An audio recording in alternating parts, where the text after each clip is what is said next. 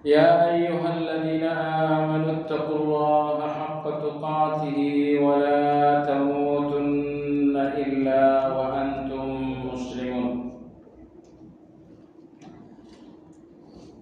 Bapak Ibu kaum muslimin wal muslimat rahimakumullah. Insyaallah kajian Madarijus Salikin pada kesempatan pagi ini akan memasuki pembahasan yang baru, yaitu pembahasan mengenai tazakkur. Bahasan mengenai tazakkur. Dua file telah dikirimkan untuk Bapak Ibu. File pertama berbentuk makalah atau ringkasan. Lalu file yang kedua adalah mengenai skema pembahasan, lebih ringkas lagi. Baiklah Bapak Ibu, apa yang dimaksud dengan tazakkur? Dalam Al-Quran berulang kali Allah memerintahkan kita tazakkur. Nanti akan kita lihat beberapa ayatnya. Tazakkur ini bukan ibadah lahiriah sehingga menjadi populer bagi orang. Salat itu ibadah lahiriah, maka populer bagi semua orang. Puasa itu pun ibadah lahiriah, maka populer bagi semua orang. Tetapi tazakkur sama dengan pembahasan sebelumnya, inabah, bukan ibadah lahiriah, makanya tidak populer bagi banyak orang. Tazakkur adalah satu ibadah hati. Satu ibadah hati yang artinya adalah mengambil pelajaran. Mengambil pelajaran, itulah arti dari tazakkur. Semua pembahasan dalam kitab Madarijus Salikin ini adalah pembahasan tentang a'malul qulub, tentang ibadah-ibadah hati. Dan kita sudah selesai beberapa ibadah hati, dan hari ini adalah pembahasan baru, yaitu tazakkur. Ibnu Qayyim mengatakan tazakkur adalah bagian dari inabah. Pembahasan tentang inabah. Inabah artinya kembali kepada Allah. Ketika dosa telah memisah kita dari Allah, maksiat menjauhkan kita dari Allah, hentikan maksiat dan dosa itu dengan taubat. Anda masih ingat disampaikan waktu itu, tidak ada yang menghentikan kejahatan manusia kecuali taubat.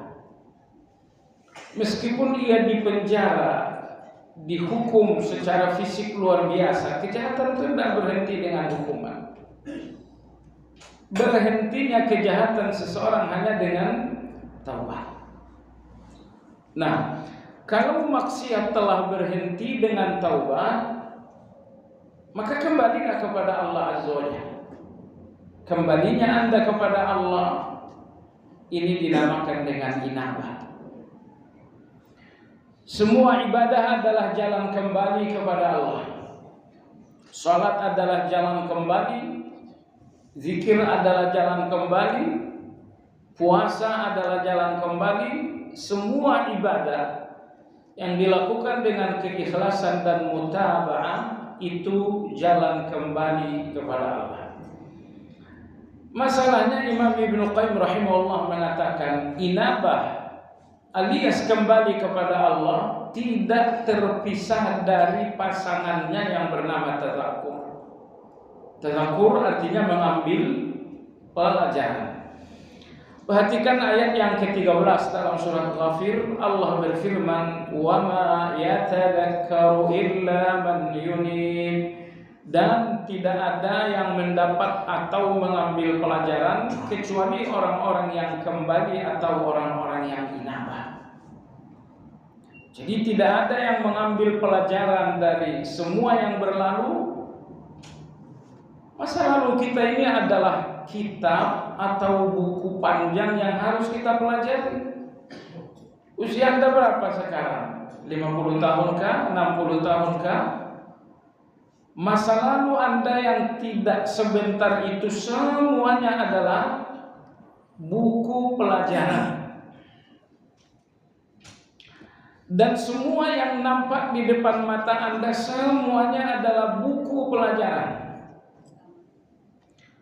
Dan semua yang terdengar oleh telinga Anda adalah buku pelajaran. Nah, Allah Subhanahu wa ta'ala benar-benar benci, bahkan mengutuk orang yang melihat, orang yang mendengar tapi tidak belajar. Anda dengar peristiwa besar dari Sumatera misalnya, Anda cuma dengar dan tidak belajar. Oh, itu dikutuk oleh Allah Azza wa Jalla. Anda dengar kisah Nabi Musa dengan Fir'aun, kisah Nabi Saleh dengan umat, Nabi Hud dengan umat, Nabi Syuaib dengan umat. Kalau kisah-kisah ini semuanya hanya untuk didengar, berarti Anda bukan orang yang tadzakur. Tujuan kita melihat semua ciptaan Allah, semua peristiwa, dan tujuan kita mendengar semua cerita-cerita yang berlalu itu, tujuan semuanya adalah tadzakur, agar kita mengambil pelajaran. Nah, kalau peristiwa-peristiwa orang lain harus menjadi pelajaran bagi Anda, apalagi peristiwa-peristiwa Anda sendiri itu harus lebih menjadi pelajaran. Kalau Anda belajar hanya dari buku yang tertulis, pelajaran Anda sangat sedikit. Pelajaran Anda sangat sedikit. Tapi banyak sekali buku-buku yang tidak tertulis, dan itu adalah lautan pelajaran yang gak ada pinggir dan tepinya sama sekali. Kehidupan Anda itu buku pelajaran. Memang tidak tertulis, tapi di situ ada pelajaran yang sangat dalam. Begitupun peristiwa-peristiwa yang kita dengar dan kita lihat, begitupun dengan cerita-cerita umat-umat terdahulu, semuanya adalah buku-buku pelajaran yang harus kita kaji dengan tadzakur. Baiklah, apa definisi dari tadzakur? Ibnu Qayyim mengatakan tafakkur dan tadzakur dua hal yang berkaitan layaknya sebab dan akibat. Jadi tidak ada tadzakur tanpa tafakkur. Dan kalau sudah tafakkur, seharusnya berlanjut dengan tadzakur. Apa yang dimaksud dengan tafakkur dan tadzakur? Ibnu Qayyim rahimahullah berkata, tafakkur dari kata fikir ya. Kalau kita fikir, nah lalu dalam bahasa Arabnya tafakkur. Tafakkur berarti mengkaji ciptaan Allah serta peringatan-peringatan Allah yang bersifat qauliyah dan kauniyah, agar memahami hubungan antara peringatan dan peristiwa serta kaitannya dengan kekuasaan Allah. Itu yang dimaksud tafakkur. Pertama, Anda harus mengkaji semua ciptaan Allah. Ini Allah ciptakan matahari. Jangan cuma melihat dan menikmati. Kaji matahari itu. Bagaimana ia terbit dan tenggelam di jam yang sangat disiplin sekali. Ini bulan, pelajari bulan. Ini bintang, ini air, ini sungai, ini udara. Perhatikan betapa Allah Maha luar biasa menciptakan segalanya. Ada yang diciptakan oleh Allah bersifat kasar, terlihat, terpegang, terasa. Misalnya manusia, misalnya makanan, itu semuanya kasat mata, bisa dipegang, bisa dirasakan. Tapi ada ciptaan Allah juga tidak kasat mata, tidak terasa. Misalnya Allah menciptakan malaikat, Allah menciptakan jin. Dan ada juga ciptaan Allah tidak kasat mata tapi terasa. Misalnya angin bertiup, pasti tidak kasat mata, tapi kita merasa, bahkan kita melihat malapetaka yang ditimbulkan oleh angin itu. Pernahkah Anda berpikir bagaimana Allah menciptakan angin ini? Dari mana dia datang? Datang pelan-pelan, kita pun bahagia dengan sepoi-sepoi angin. Tapi terkadang dia datang menjadi malapetaka sehingga kita semua menjadi ketakutan. Bagaimana Allah menciptakan angin itu, jemaah sekalian? Tidak ada teknologi yang bisa menciptakan angin. Kemudian Allah Subhanahu wa taala menurunkan hujan. Pelajari dan kaji ciptaan Allah itu. Bagaimana hujan ini pertama kali turun gerimis kecil, tiba-tiba volumenya naik menjadi hujan yang sangat deras, kemudian perlahan-lahan kecil lagi. Ini yang ngatur semuanya siapa? Nah, jemaah sekalian, proses tafakkur pertama, kaji semua ciptaan-ciptaan Allah itu. Allah tidak mau kita melihat atau menikmati dan kita nggak belajar. Makanan-makanan, subhanallah, itu benar-benar kekuasaan Allah. Maka salah satu Asmaul Husna adalah Al-Muqit. Al-Muqit. Allah Subhanahu wa taala Maha memberi. Allah Maha memberi makan. Perhatikan bagaimana Allah memberi makan manusia. Pertama, Allah ciptakan makanannya. Makanan yang diciptakan ini pun bentuknya indah, warnanya pun menarik. Perhatikan buah apel misalnya, bentuknya bagus, warnanya juga menarik. Anda bisa bayangin kalau buah apel itu bentuknya seperti hantu misalnya, warnanya seperti warna najis misalnya, tidak mungkin Anda bisa makan. Nah, setelah Allah ciptakan makanannya, Allah ciptakan rasanya. Ada yang rasanya manis, ada yang rasanya kecut, ada yang rasanya pahit. Setelah Allah ciptakan rasanya, Allah ciptakan Anda giginya. Setelah Allah ciptakan Anda giginya, Allah ciptakan di tenggorokan Anda seleranya. Setelah Allah ciptakan seleranya, Allah ciptakan lambung Anda untuk bisa mengunyah, untuk bisa mencernanya. Setelah lambung ini mencerna, lambung ini cerdas, memilih mana vitamin A lalu dikirim ke anggota tubuh yang membutuhkan vitamin A. Dipilih lagi vitamin B dan dikirimkan ke anggota tubuh yang membutuhkan vitamin B, begitu selanjutnya. Nah, setelah makanan-makanan ini dicerna, vitamin-vitaminnya sudah dipisahkan oleh tubuh kita tadi, tinggal ampas. Tinggal sampah. Sampah ini pun keluar dengan cara yang sangat baik, bahkan nikmat. Mas sekalian yang sama ini semuanya Allah Al-Muqit. Pernah Anda berpikir betapa Allah menciptakan ini semuanya? Nah, jemaah sekalian yang saya hormati, sering kita sampaikan dalam kajian, dalam sesuap nasi saja coba Anda berpikir, siapa petani yang menanam nasi ini? Nasi ini kan tadinya beras tadinya kan gabah. Yang nanam gabah, yang nanam padi, siapa petaninya? Anda nggak tahu. Lalu siapa karyawan-karyawan yang bekerja di pabrik agar ada pupuk untuk padi ini? Anda juga nggak tahu. Siapa pemilik mesin agar gabah jadi beras? Anda juga nggak tahu. Nah, siapa yang mengirim beras ini dari kampung hingga sampai di pasar induk? Anda nggak tahu. Siapa supir truknya? Anda nggak tahu. Siapa tukang panggulnya di pasar induk? Anda nggak tahu. Anda tahunya kemudian beras ini ada di Alfamart, ada di Indomaret, ada di warung-warung dekat rumah kita. Lalu kemudian kita beli dan kita masak. Kalau Anda tahu sesuap nasi ini, sekedar nasinya saja, mungkin di sini ada tenaga ratusan orang. Belum lagi sayur. Sayur ini siapa yang nanam? Siapa yang metik? Siapa yang ngirim ke Jakarta? Akhirnya sampai depan rumah Anda. Belum lagi ikan cuek. Siapa yang nangkap di Pantura sana? Siapa yang ngirim? Walhasil di satu piring makanan Anda entah berapa ratus orang. Nah, jemaah sekalian, inilah tazakkur.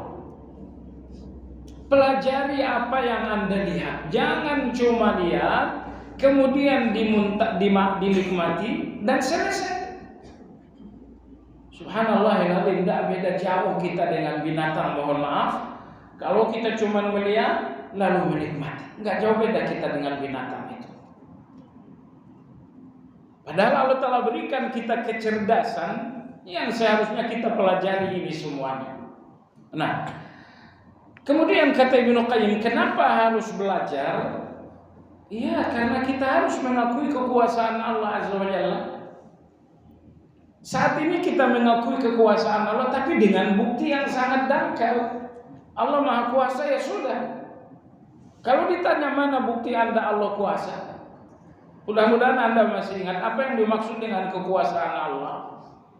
Kekuasaan Allah maksudnya adalah ciptaan-ciptaan Allah, perbuatan-perbuatan Allah yang gak bisa diikuti oleh manusia. Itu semut sekecil-kecilnya Allah ciptakan, tapi tidak ada manusia yang bisa ngikuti. Rumput sekecil-kecilnya rumput diciptakan Allah, tapi tidak ada manusia yang bisa mengikuti. Maka dinamakan dengan kekuasaan. Wa fi anfusikum afala tubsirun. Lihatlah kuasa Allah dalam tubuh kalian. Mulai dari rambut, kemudian ada mata, kemudian Anda mulut. Anda berpikir enggak, jamaah sekalian, bagaimana suara keluar dari mulut ini? Pernahkah Anda berpikir bagaimana huruf-huruf itu keluar dari mulut kita? Anda mengatakan a, ba, ada jim, ada dal, ada zal. Berpikir Anda bagaimana huruf-huruf ini keluar? Lalu bagaimana suara itu keluar? Ini semua kekuasaan Allah Azza wa Jalla. Sayangnya huruf dan suara ini selama ini kita dengar, kita nikmati dan kita belum mempelajarinya. Baik jemaah sekalian. Jadi tafakur itu pertama mengkaji ciptaan Allah. Berikutnya adalah mengkaji peringatan-peringatan Allah. Ada peringatan-peringatan Allah. Ya, peringatan Allah berupa perintah, larangan. Kadang-kadang Allah peringatkan kita dengan perintahnya, wahai kalian berzakatlah. Kadang-kadang Allah peringatkan kita dengan larangan, wahai kalian jangan makan riba, wahai kalian jangan berbuat zalim. Baik, kaji ciptaan Allah, kaji peringatan-peringatan Allah. Peringatan Allah itu ada dua intinya, perintah dan larangan. Tapi kemudian beliau mengatakan peringatan Allah itu ada qauliyah, ada kauniyah. Qauliyah itu ucapan, kauniyah itu adalah peristiwa. Terkadang Allah yang Maha Penyayang memperingatkan Anda dengan ucapannya, qauliyah. Itulah perintah dan larangan.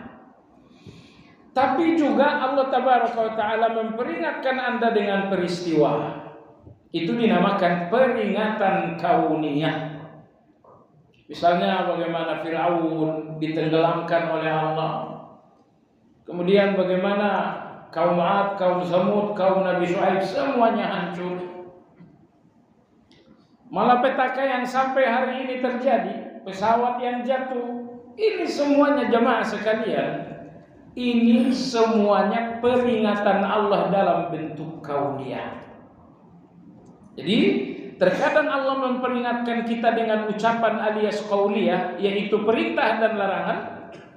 Dan terkadang Allah memperingatkan kita melalui peristiwa, itu dinamakan dengan kauniyah. Nah, inilah bahan studinya. Bahan studinya adalah ciptaan Allah, kemudian peringatan Allah berbentuk qauliyah dan kauniyah. Ini 3 studinya. Mengkaji 3 hal ini tujuannya apa? Tujuannya adalah agar memahami hubungan antara peringatan dan peristiwa. Tidak ada satu peristiwa melainkan berhubungan dengan peringatan Allah. terjadi tsunami di Aceh, ini peristiwa. Ini pasti ada hubungannya dengan peringatan Allah. Mungkin ada larangan Allah yang sudah diterobos, mungkin ada perintah Allah yang sudah dijadikan permainan. Terjadi gempa bumi di Jogja, tidak ada yang bisa lolos sama sekali. Ini peristiwa pasti berhubungan dengan peringatan Allah. Coba sekalian, tafakkur itu, pelajari peristiwanya, hubungkan dengan peringatannya. Kalau peristiwa ini tidak dipelajari dan tidak dikembalikan kepada peringatan-peringatan Allah, nanti peristiwa ini akan terulang lagi.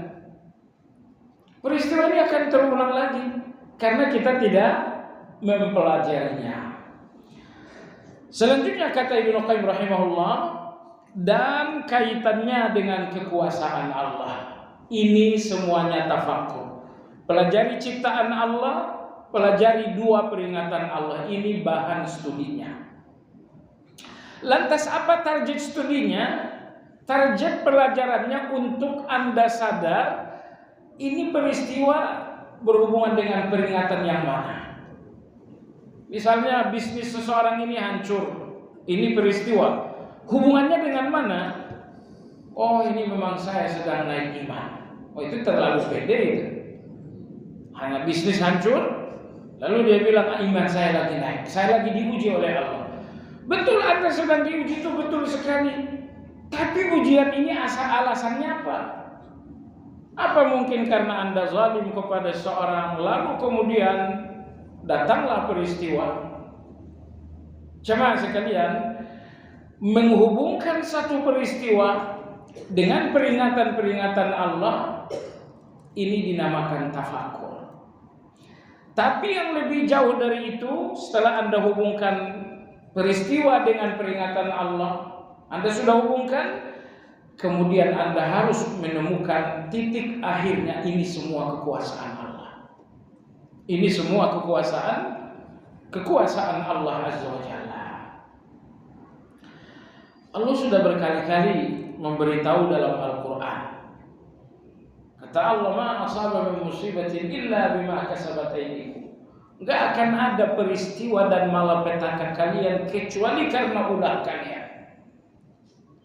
Allah Maha Suci mengirimkan malapetaka sementara Anda sujud kepada Allah Azza wa Jalla. Ya. Semua malapetaka yang sifatnya hukuman pasti karena antara Anda dengan Allah ada masalah. Nah, pelajari masalah itu agar Anda tahu apa jawaban dari malapetaka ini. Imam Ibnu Sirin pernah kita sampaikan. Beliau seorang ulama, tapi juga seorang pebisnis yang sangat sukses.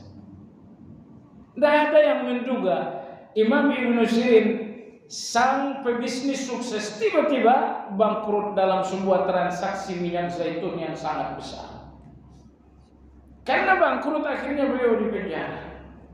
Dan di penjara kemudian dia mulai tafakkur. Beliau tafakkur. Setelah beliau tafakkur, dia pelajari peristiwanya. Apa peristiwanya? Sakit bukan, banjir bukan, peristiwanya bangkrut. Namain dulu peristiwanya. Setelah Anda menamai peristiwanya, kemudian cari peringatan-peringatan Allah yang menjadi pintu peristiwa ini. Maka Imam Ibnu Sirin beliau mengatakan, saya tahu kenapa saya bangkrut. Ditanya apa penyebabnya Anda bangkrut? Beliau mengatakan 30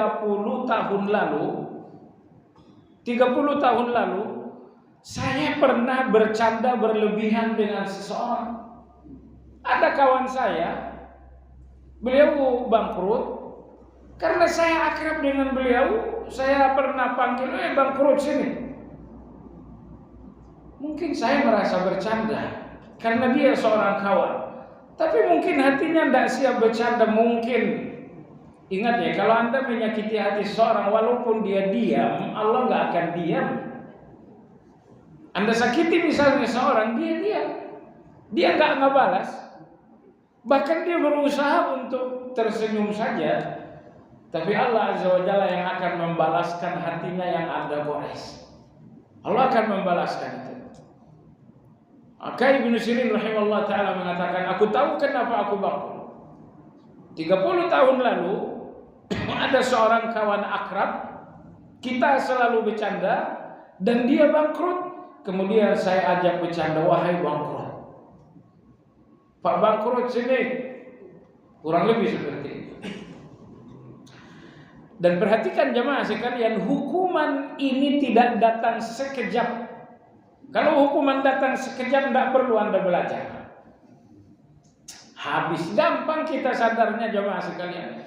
Tapi hukuman ini datang setelah 30 tahun. Setelah 30 tahun barulah hukuman datang. Nah, lalu kemudian hasil dari tafakur ini adalah tazakkur. Ibnu Sirin belajar, ini peristiwaku. Apa peringatan Allah yang aku terobos? Peringatan Allah bahwa saya menyakiti seseorang. Oh, dari situ rupanya datang hukuman ini. Baik, setelah Anda tafakur, Anda lihat peristiwanya, Anda pun tahu peringatan Allah yang menjadi pintu dari peristiwa ini. Berikutnya adalah tazakur. Apa pelajaran Anda dari ini semua? Pelajarannya saya harus begini, saya harus begitu, saya harus begini. Pelajarannya saya nggak boleh bercanda lagi. Pelajarannya saya nggak boleh asal bicara lagi. Nah, jadi hasil dari tafakur tadi dinamakan dengan tazakur. Allah berfirman dalam surat Maryam, "Wa ma kana rabbuka nasiya." Dan Allah Subhanahu wa taala enggak pernah lupa. Allah enggak pernah lupa. Kalau Allah lupa, udah aman kita sudah. Aman kita kalau Allah lupa. Misalnya kejahatan kita 20 tahun lalu Allah udah lupa, aman. Tapi Allah Subhanahu wa taala enggak pernah lupa.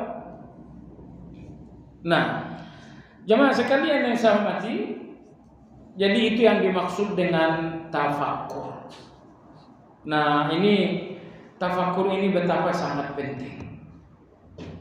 Anda dan saya nggak akan beda-beda jauh. Kita mengalami malapetaka, lalu kita bersabar. Itu udah betul itu. Tapi kalau Anda nggak tafakur dan tazakur, malapetaka ini nanti akan terulang lagi. Anda perlu tafakur untuk mengenali malapetaka Anda dan mengenali sebabnya. Sebabnya malapetaka ini pasti satu. Apa itu? Peringatan Allah yang sudah Anda abaikan. Kalau Anda udah tafakur, barulah Anda akan tazakur. Kalau begitu saya nggak boleh ulang lagi. Jemaah sekalian yang saya hormati, jadi malapetaka Anda, musibah Anda, kemudian Anda sabar, itu udah bagus, tapi itu belum final, itu belum selesai. Tafakur dulu. Dari tafakur ini apa pelajarannya untuk Anda? Sebab kalau cuma tafakur, Anda cuma faham itu.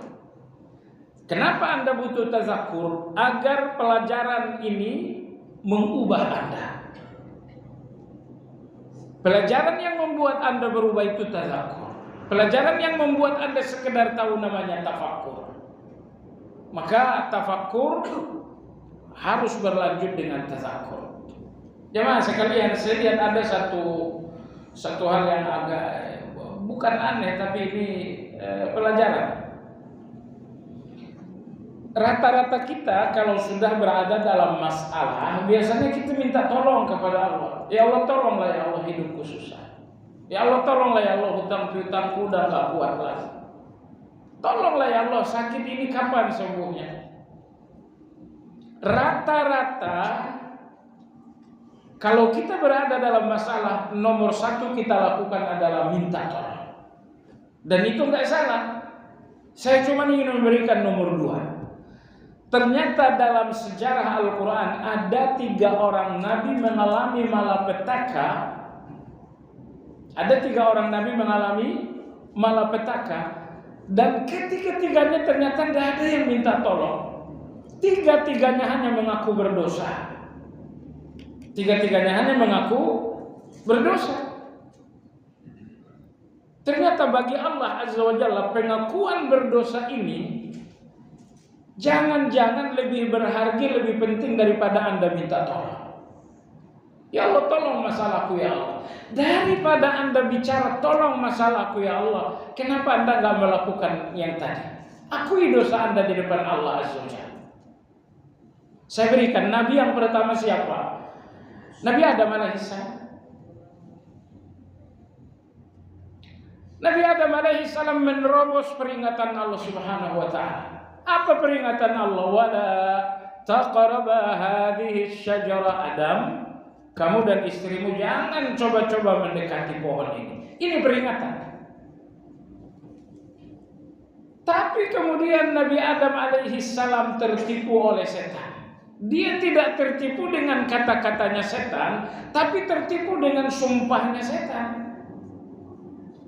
Kalau iblis mengatakan Adam ini pohon terlarang, Anda tahu kenapa apa nama pohon terlarang ini? Namanya khuldi, keabadian.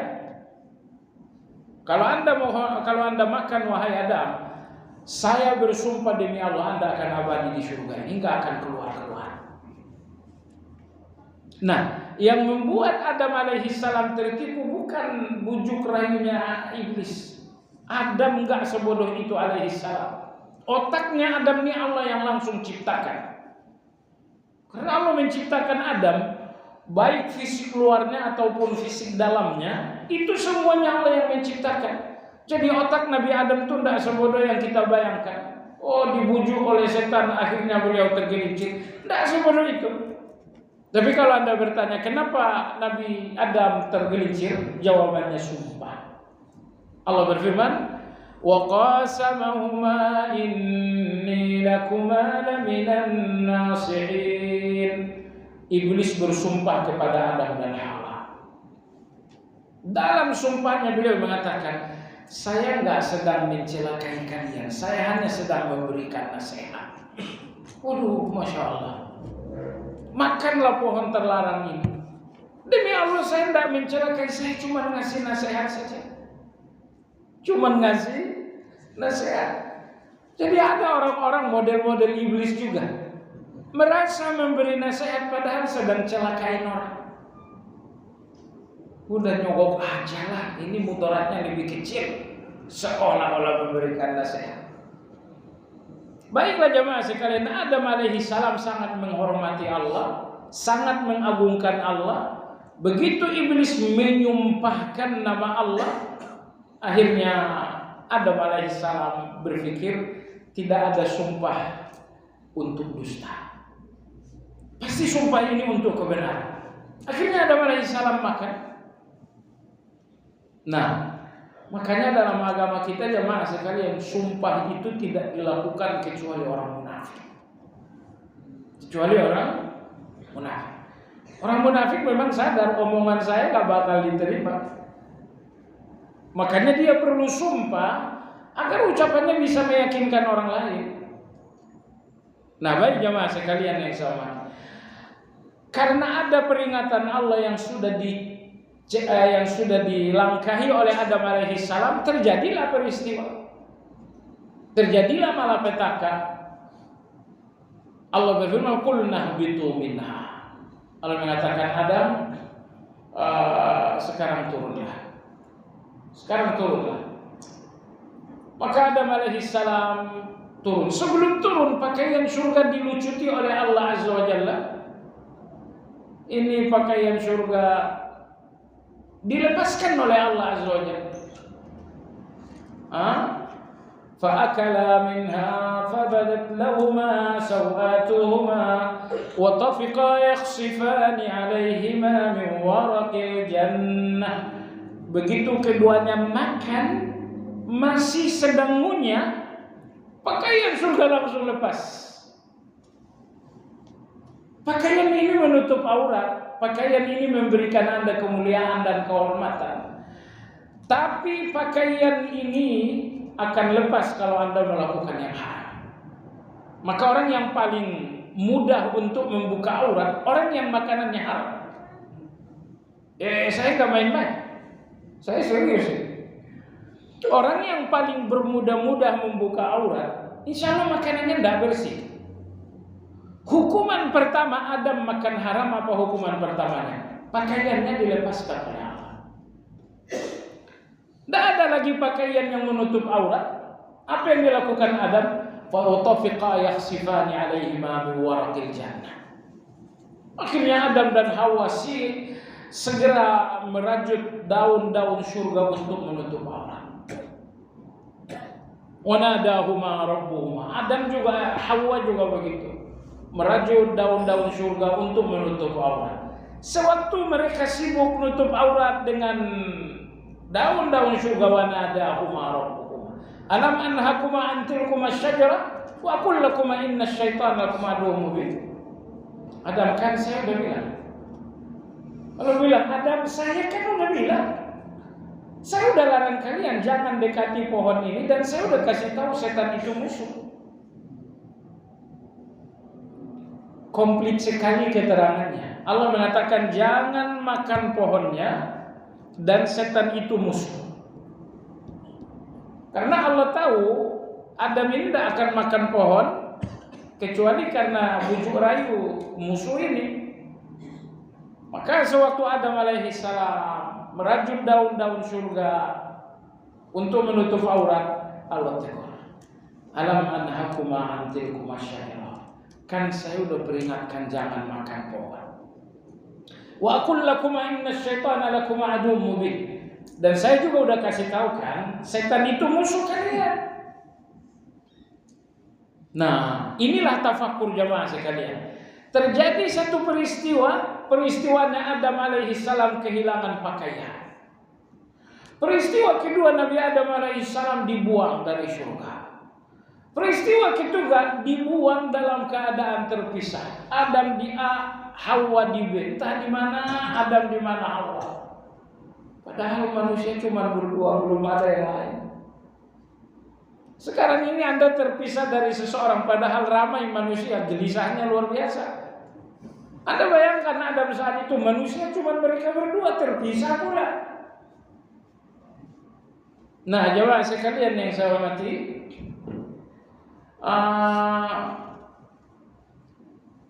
terpisah. Ini malapetaka.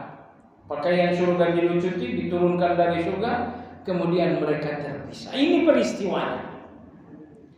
Peristiwa ini hubungannya dengan apa peringatan yang dilanggar? Ya, jangan makan pohon terlarang. Menghubungkan peristiwa sampai Anda menemukan jawabannya dari peringatan yang betul-betul Anda langgar, ini dinamakan dengan tafakkur. Tidak mungkin ada peristiwa dan malapetaka Anda melainkan karena ada peringatan Allah yang diterobos. Nah, menghubungkan hal ini dinamakan tafakkur.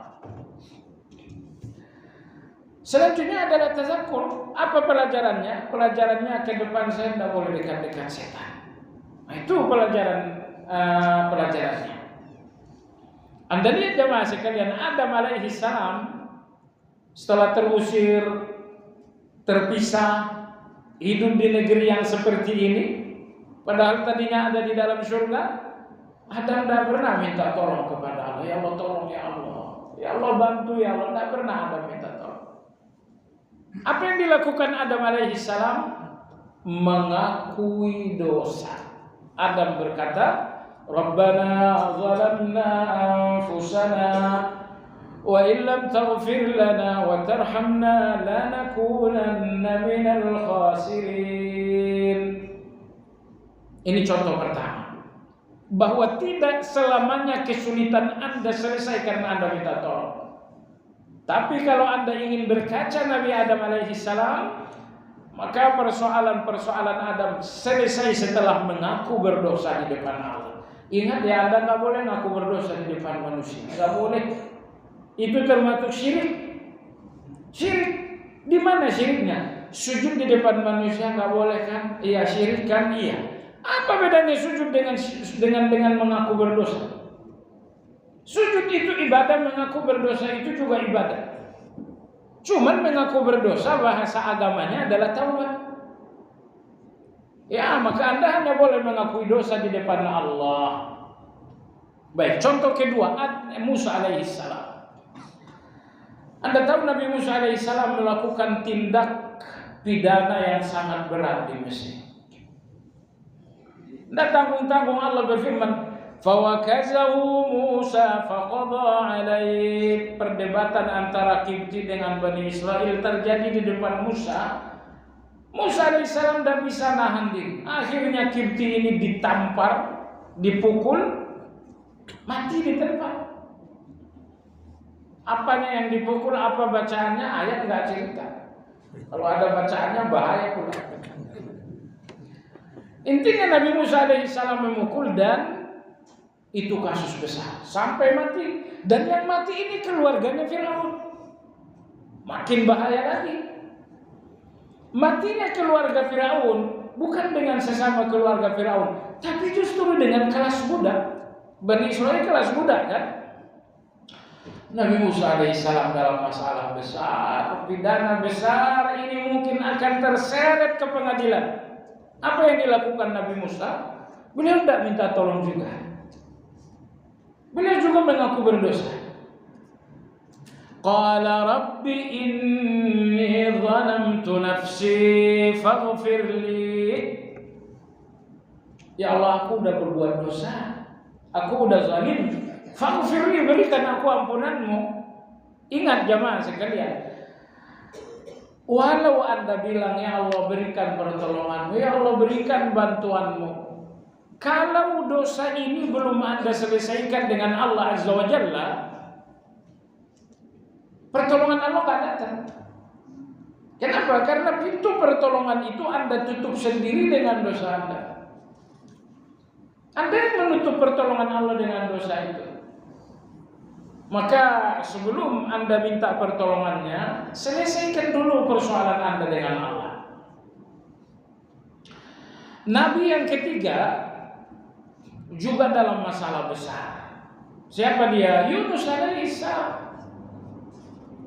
Yunus alaihissalam Allah bilang berdakwalah 40 hari. Kalau 40 hari tidak selesai mereka tidak beriman, akan aku hukum. Di hari ke-40, hari ke-40-nya belum selesai, Nabi Yunus sudah kabur. Karena Allah sudah bilang 40 hari mereka tidak beriman, kata Allah akan saya hajar, akan saya hukum mereka. Nabi Yunus takut hukuman ini. Begitu masuk hari ke-40, baru saja masuk hari ke-40, Nabi Yunus alaihissalam sudah pergi.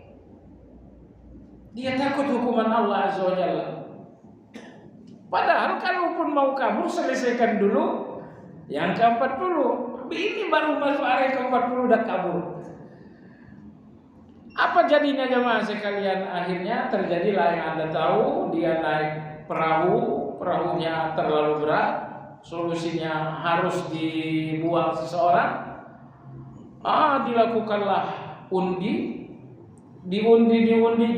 jatuh kepada Nabi Yunus. Satu kapal, heran ini orang baik kok malah ini harus dibuang. Kalau ini preman bertato dibuang masuk akal. Ini orang baik. Dari tadi orangnya bagus sekali, lembut sekali. Ini yang mau dibuang. Akhirnya mereka ulangi lagi lotre. Lotre kedua Nabi Yunus juga. Lotre ketiga Nabi Yunus juga. Sudah. Akhirnya penduduk kapal membuang. Dibuang langsung dimakan oleh ikan besar. Tapi Allah Maha menghidupkan, Allah juga yang Maha mematikan. Begitu Nabi Yunus diterkam oleh ikan ini, Allah nggak berkehendak dia mati dalam perut ikan. Seolah-olah Allah mengatakan, wahai ikan, saya butuh penjara sebentar. Ada orang yang kabur dan dia harus dipenjara. Ikan, penjaranya adalah perutmu. Seolah-olah seperti itu. Di penjara Nabi Yunus di dalam. Dia di penjara. Kalau kita ini di penjara dengan kegelisahan kita, kalau kita dikerangkang dengan hutang-hutang kita, kalau kita di penjara dengan berbagai kesulitan-kesulitan kita, Nabi Yunus alaihissalam dikerangkang di penjara oleh Allah dalam perut ikan. Dan di perut ikan itulah beliau berpikir, pasti kesalahan. Akhirnya dia mengaku salah di depan Allah. Beliau mengatakan la ilaha illa anta subhanaka inni kuntu minadh dhalimin. Ya Allah, tidak ada yang diakui, disembah, diibadahi dalam kebenaran kecuali hanya Engkau. Subhanaka, Engkau maha suci. Aku yang salah, Engkau suci dari kesalahan. Inni kuntu minadh dhalimin. Sesungguhnya saya ini dulu berbuat zalim. Apa yang terjadi? Lalu kemudian Nabi Yunus alaihissalam keluar dengan selamat. Nah, yang ingin saya katakan jamaah sekalian, begitu siapapun di antara kita berada dalam persoalan besar, kesulitan besar, kegelisahan besar, minta tolong kepada Allah satu keharusan, tapi jangan lupa yang lebih penting dari itu. Apa itu? Minta mengakui dosa di depan Allah SWT. Mengakui dosa. Tapi mengakui dosanya Anda itu ngambang kalau Anda nggak tafakur. Ya Allah, aku berdosa, tapi Anda nggak tahu dosanya yang mana. Nggak tafakur dulu. Ketika Anda mengakui dosa, kira-kira dosa apa ini? Nah, maka masalahnya apa? Imam Ibnu Sirin, masalah saya bangkrut. Coba cari rekam jejak berhubungan dengan bangkrut. Ditelusuri tahun 1, tahun 2, tahun 2. Ternyata di tahun ke-30 yang berlalu ketemu jejak rekam kata bangkrut. Saya pernah bercanda berlebihan. Saya bilang kepada seorang, wahai bangkrut, Syekhul Islam Ibnu Taimiyah rahimahullah, masya Allah, beliau mengatakan begini: semua hukuman dan malapetaka itu keadilan Allah. Apa arti keadilan? Allah akan memberikan hukuman persis seperti dosanya. Allah akan memberikan Anda hukuman persis seperti dosa. Seandainya Allah menghukum Anda, gak ada miripnya dengan dosa Anda, ini bukan adil. Firaun, kenapa dihukumnya dengan air? Ya, karena di antara alasan di antara alasan Firaun mengaku Tuhan, ya karena air. Beliau mengatakan, wahai orang-orang Mesir, ma alimtu lakum min ilahin ghairi. Setahu saya kalian gak punya Tuhan selain saya. Apa masalahnya? Wa hadhil anharu tajri min tahti. Lihatlah sungai Nil kalian ini, mengalirnya dari bawah istana saya. Nah, ketika sungai yang mengaliri istananya Firaun, inilah yang menjadi bahasa kesombongan Firaun. Akhirnya Firaun ditenggelamkan oleh Allah Azza wa Jalla. Jadi walhasil, kalau Anda amati, semua malapetaka pasti sama dengan dosa. Pasti sama dengan dosa. Tidak mungkin Allah hukum dosa dengan hukuman yang gak mirip dengan dosa. Nah, oleh sebab itu jamaah sekalian, kita perlu bertafakur. Kalau Anda cuma mengatakan aku zalim ya Allah, tapi Anda gak tahu zalim Anda yang mana, itu berat itu. Maka minta tolonglah kepada Allah, minta petunjuk Allah. Ya Allah, nampakkan kejahatanku, aku udah gak ingat. Nampakkan, sadarkan aku dengan kejahatanku, aku udah lupa. Ini bahaya, bahwa kita lupa kejahatan, padahal itu yang akan menjadi kehancuran di depan Allah. Dalam surat Az-Zumar, satu ayat yang membuat Umar bin Khattab tidak bisa tidur. Allah Subhanahu wa taala berfirman, "Wa badalahum minallahi ma lam yakunu yahtasibun." Dan nanti di hari akhirat tiba-tiba muncullah kejahatan yang udah gak diingat sama sekali. Allah bertanya, kamu pernah melakukan kejahatan ini? Kita udah gak ingat. Kata Allah, ada catatannya. Kalau butuh filmnya, ada filmnya juga di CCTV. Allah kasih tahu catatannya.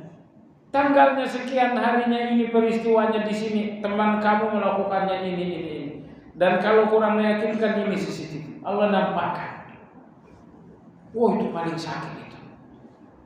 Kalau Anda dihukum dengan kesalahan yang Anda akui, sesakit-sakitnya masih lebih ringan daripada Anda dihukum dan Anda nggak tahu salah Anda apa. Apa salah saya? Saya sudah ceritakan di sini apa yang ditulis oleh Imam Al-Baghdadi dalam Kisah Baghdad. Bahwa ada seorang laki-laki tukang jagal. Seorang laki-laki tukang jagal. Suatu hari pulang dari pekerjaannya tukang jagal, baju berlumur darah, tangan memegang golok. Tiba-tiba ada yang teriak minta tolong, tolong, tolong. Si tukang jagal langsung berlari menuju lokasi minta tolong. Sesampainya di sana, korban sudah mati dengan tubuh bersimbah darah. Bersamaan dengan itu orang pun datang. Orang ramai pun datang. Tentu saja semua orang yang datang mengatakan Anda pelaku. Kenapa?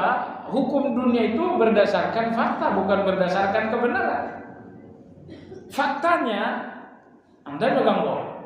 Faktanya tubuh Anda berlumur darah. Soal kebenarannya bukan Anda, kita nggak ngerti kebenaran. Itu hukum dunia. Bapak polisi, pengadilan, mereka hanya mengadili dengan fakta bukan dengan kebenaran. Makanya fakta ini tidak boleh direkayasa supaya nanti ketetapan pengadilan tidak keliru juga.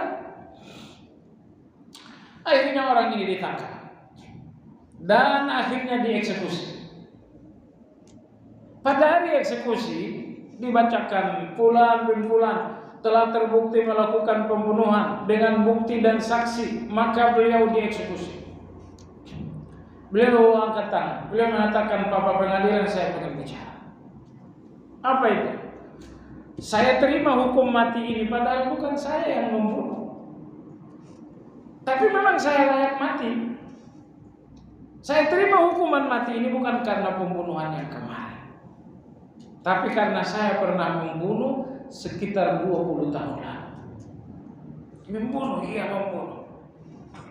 Bagaimana ceritanya? Saya jatuh cinta kepada seorang gadis. Saya ajak nikah, dia pun mau. Tapi bapaknya tidak setuju.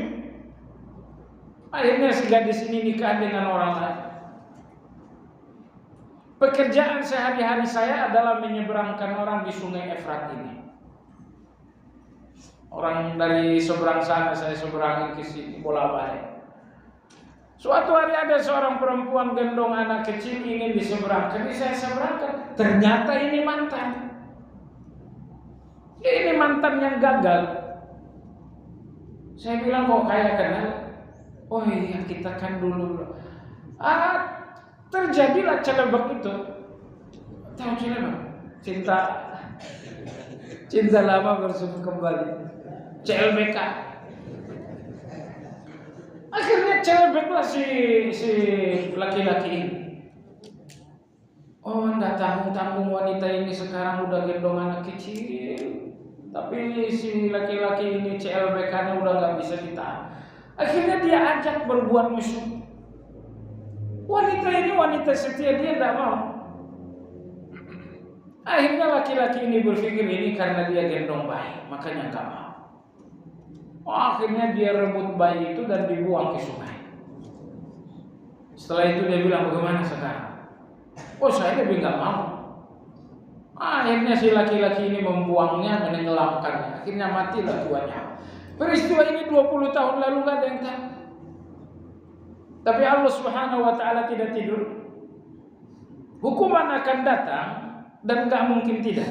Tidak ada yang menyelesaikan, menghapus hukuman itu kecuali Anda taubat kepada Allah Azza wa Jalla. Itu yang tidak dilakukan laki-laki ini.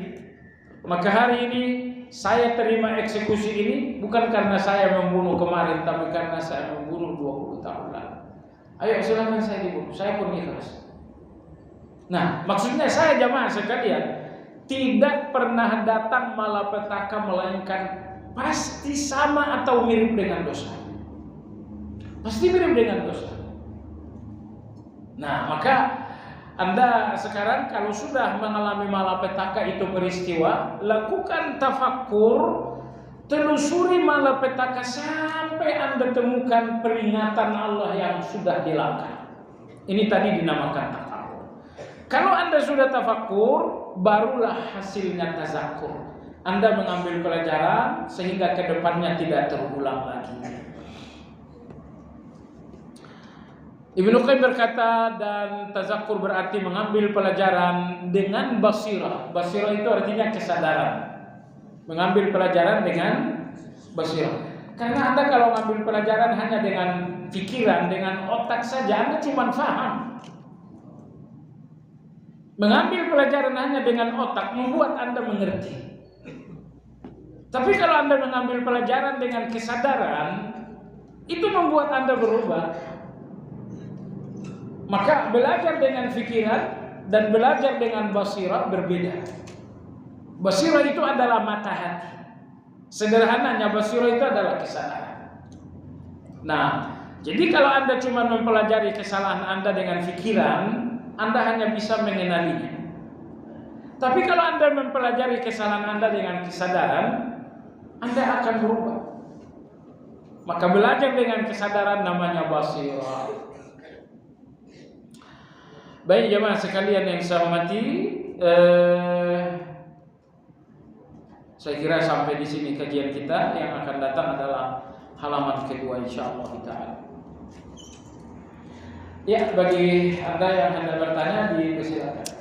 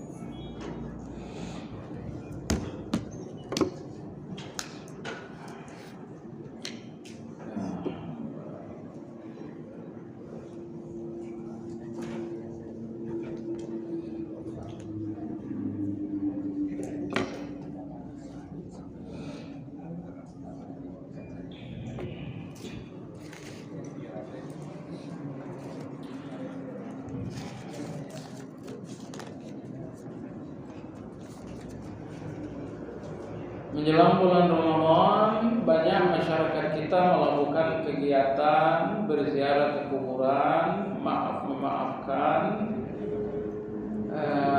benar dengan keyakinan dalam menjalankan puasa kita dalam keadaan bersih. Apakah kegiatan tersebut di atas dibenarkan? Semuanya dibenarkan. Yang tidak dibenarkan pengkhususan waktu. Memangnya minta maaf Anda sekali setahun?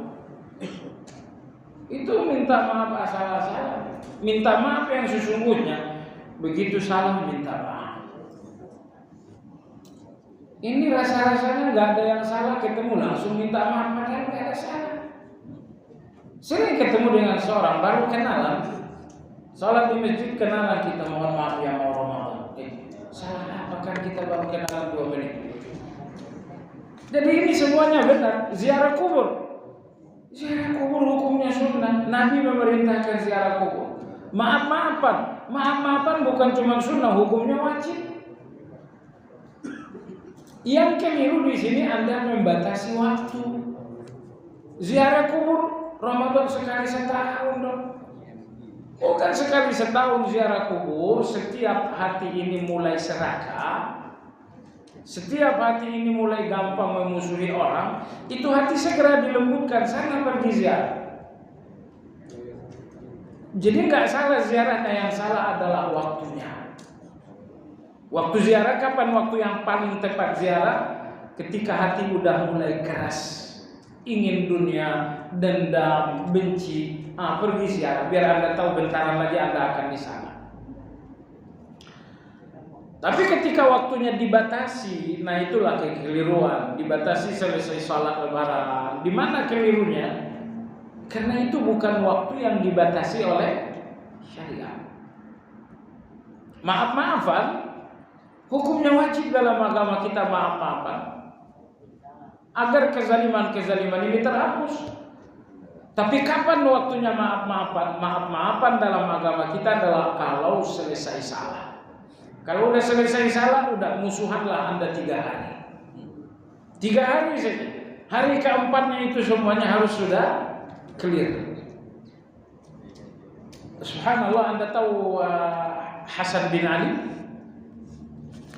Ali bin Abi Thalib radhiyallahu anhu memiliki beberapa orang anak. Dari Fatimah ada Hasan, Husain,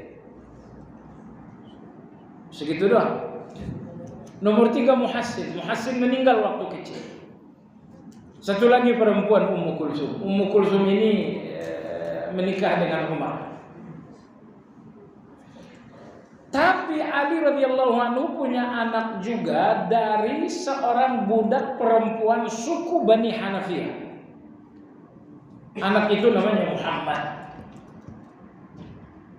Berarti sekarang berapa anak Ali radhiyallahu anhu yang hidup?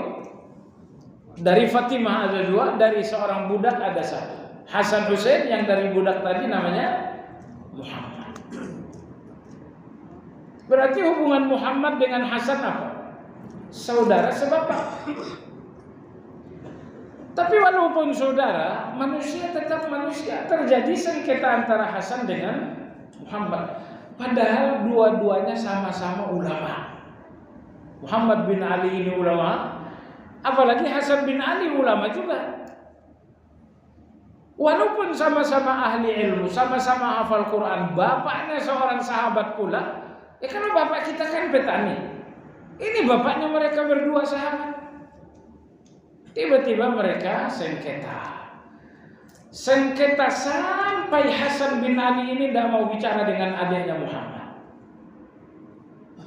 Ini waktu udah selesai. Waktunya berapa tadi? 3. Udah waktu 3 hari Hasan belum bicara juga. Akhirnya Muhammad ini ngirim surat kepada abangnya. Assalamualaikum warahmatullahi wabarakatuh, kepada abang Anda Hasan. Kata Muhammad, begini mas,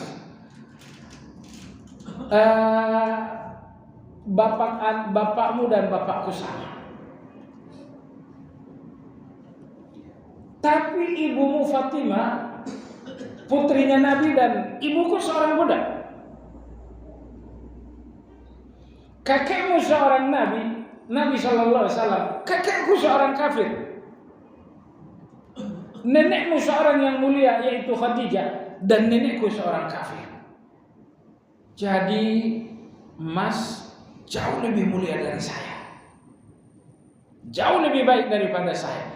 Masalahnya Nabi bersabda, wa khairuhum alladhi yabda'u bis-salam. Yang terbaik di antara kalian adalah yang pertama kali berucap salam.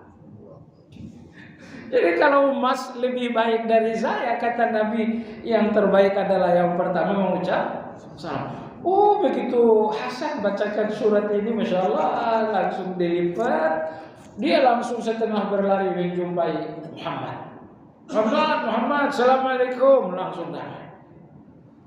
Jadi maksud saya apa? Kalau maaf-maafan itu waktunya bukan Ramadan, bukan Syawal, bukan Zulqa'dah, bukan Zulhijjah. Begitu ada salah, saat itu juga. Karena intinya minta maaf agar orang gak sakit hati. Kalau nunggu Ramadan lah dulu baru minta maaf, setahun orang sakit hati. Kemarin saya salat Jumat di masjid dan mendapat imam salat dari awal salat dilakukan dengan duduk di kursi. Pertanyaan, apakah makmum mengikuti salat sambil duduk ataukah makmum tetap berdiri di belakang imam?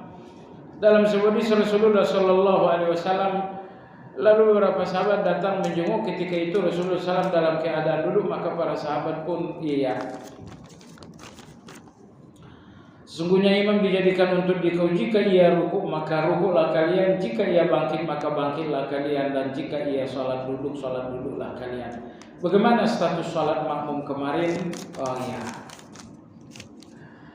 ya, jemaah sekalian, Nabi kita mengimami dalam keadaan duduk.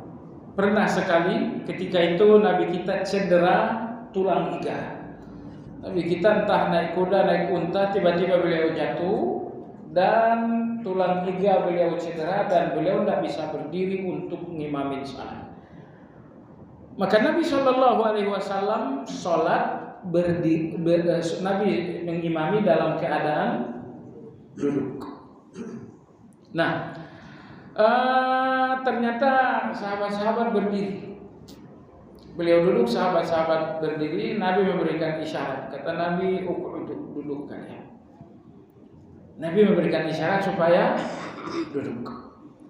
Lalu Nabi kita menyebutkan hadis tadi, adanya imam untuk diikuti. Kalau dia ruku'-ruku'lah, kalau dia sujud-sujudlah, kalau dia bangkit-bangkitlah. Wa idza shalla qa'idan fasallu qu'udan ajma'u. Kalau dia salat duduk, maka salat duduklah kalian semua. Kalian salat duduklah kalian semua. Maka ulama kita dalam memahami masalah ini ada dua pendapat. Pendapat Imam Ahmad rahmatullah alaihi, kalau imam dari awal salat duduk, maka makmum duduk. Tapi kalau imam duduknya di tengah salat, rakaat pertama, rakaat kedua imam baru duduk, maka makmum tetap berdiri. Ini mazhab Imam Ahmad. Nah, dalam mazhab Imam Syafi'i rahimahullahu taala, beliau menguatkan bahwa salat duduk itu untuk yang uzur. Ketika yang uzur adalah imam, ya sudah imam. Imam yang salat duduk. Adapun makmum tidak ada uzur sama sekali, maka makmum tetap berdiri. Ini mazhab Syafi'i rahimahullah. Mahallun niza', tahrir mahallun niza'. Semuanya sepakat bahwa makmum yang salat berdiri sah. Semuanya sepakat itu. Anda tanyakan Imam Ahmad, gimana kalau tetap berdiri? Beliau mengatakan sah. Itu pendapat yang disepakati. Tapi kalau diikuti pendapat Imam Ahmad, nanti Imam Syafi'i mengatakan nggak sah kalau duduk. Jadi dengan demikian pendapat paling selamat dalam hal ini apa? Kalau Anda salat duduk mengikuti imam yang duduk, sah dalam mazhab Ahmad, tapi tidak sah dalam mazhab Abu Hanifah.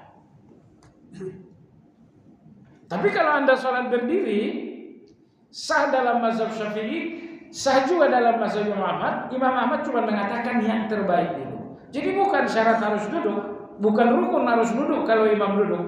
Yang terbaik duduk. Maka salat Anda yang kemarin itu sudah sah.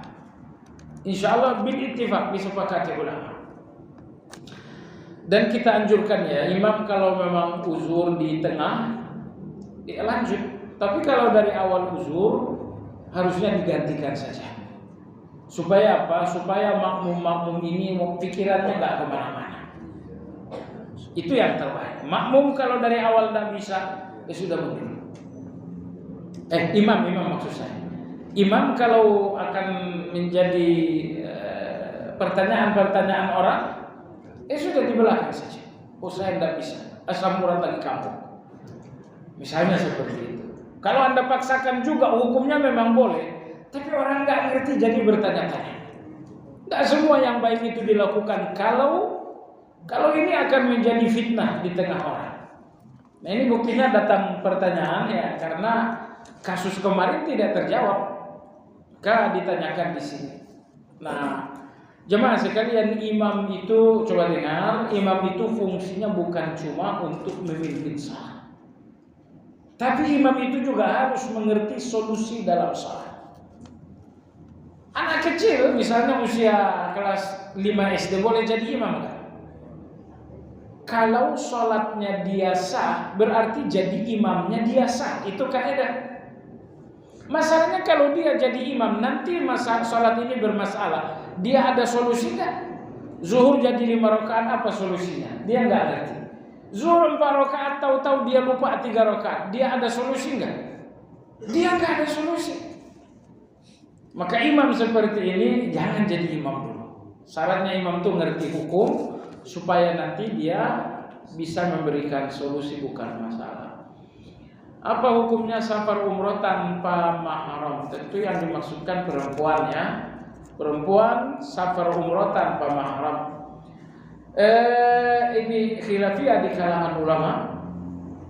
Apakah ini dibenarkan atau tidak dibenarkan? Tentu kalau safar umroh ini seorang anak gadis ya tidak, jangan. Anak gadis, apalagi anak gadisnya agak ramah. Gadis terlalu ramah tuh nggak bagus. Ramahnya nanti tafsirnya akan salah oleh orang lain. Sebentar tertawa. Kita ini orang Indonesia, orang yang sangat ramah. Tapi bagi orang lain ramahnya kita ini tafsirnya tidak bagus. Nah, kalau anaknya masih syabah, masih muda, ya tidak. Tapi kalau sudah tidak muda, agamanya pun bagus, maka dia boleh pergi tanpa mahram dengan syarat bersama dengan rombongan yang amanah. Rombongannya berapa? Oh, rombongannya ada 10 orang. Ini yang 10 orang ini, 10 orang itu kan dangdut semua. Oh, jangan pergi. Rombongannya nggak amanah. Tapi kalau 10 orang teman Anda umroh ini adalah orang-orang yang agamanya bagus, ini berarti orang yang amanah, silakan. Tidak ada mahram, betul tidak ada mahram, tapi rombongan yang amanah ini menggantikan fungsinya mahram. Fungsinya mahram apa? Melindungi, menjaga, melindungi lahiriah, bahkan melindungi batiniah. Itu fungsinya mahram. Nah, adanya rombongan yang amanah itu sudah menutupi fungsi dari mahram tadi. Oh, ini alasan logika, betul? Alasan dalilnya ada. Alasan dalilnya ada. Riwayat Imam Bukhari dan Imam Muslim bahwa di zaman Umar radhiyallahu anhu semua istri-istri Nabi alaihi salatu wassalam semuanya diberangkatkan haji tanpa mahram. Padahal Hafsah ada mahramnya radhiyallahu anha. Aisyah ada mahramnya radhiyallahu anha, tapi semuanya diberangkatkan haji oleh Umar tanpa mahram, tapi didampingi orang yang amanah. Siapa orang amanah yang mendampingi istri-istrinya Nabi? 2 orang. Pertama Utsman bin Affan, yang kedua adalah Abdurrahman bin Auf. Nah, tapi kan mereka ini istrinya Nabi, ibunya orang-orang beriman. Ya, istrinya Nabi, ibu orang-orang beriman dalam hal nikah. Adapun di luar hal nikah mereka bukan ibu. Makanya istri-istri Nabi harus berhijab kalau datang sahabat.